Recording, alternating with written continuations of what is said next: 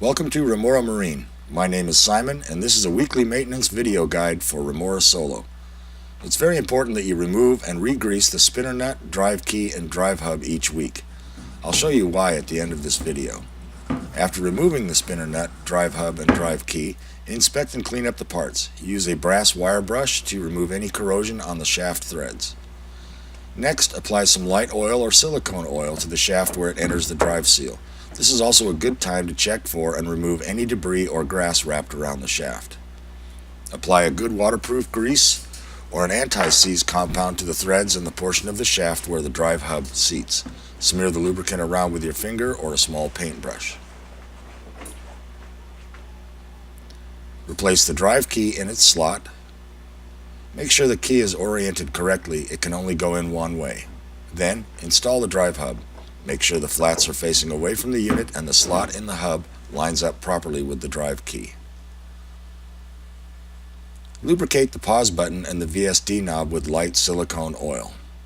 Avoid using petroleum-based oils for this task as it can damage the plastic over time. Take a moment to make sure that there is no sand or debris under the pause button that would prevent its proper operation.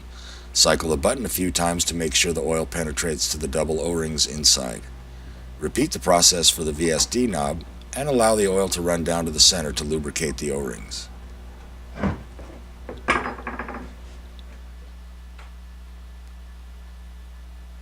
Using a clean paper towel or soft cloth, carefully wipe the inside of the battery post socket as shown. Also, check the metal electrical contacts. They should be clean and shiny silver in color with no corrosion.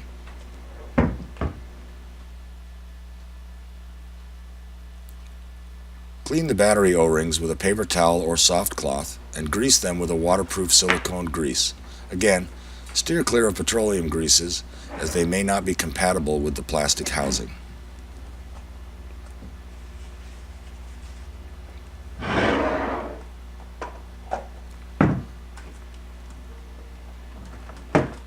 Check fit the battery and test operation.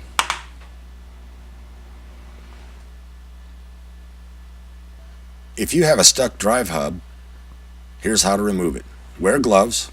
You'll need a 3-legged puller available at most auto parts stores, Harbor Freight, and other places. Install the puller onto the shaft and drive hub as demonstrated here. Try to remove the hub by tightening the puller. If it doesn't break loose right away, don't force it. Use a propane torch to heat the hub. Pay attention to the direction of the heat. Keep the heat away from the plastic and rubber parts of the unit. Heat the hub on low flame for about 2 to 4 minutes, then tighten the puller. The hub should pop off.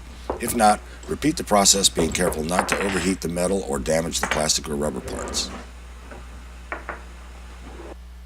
In review, every week, remove, inspect, clean, and lube the spinner nut, drive key, and drive hub. Inspect and lube the pause button and VSD.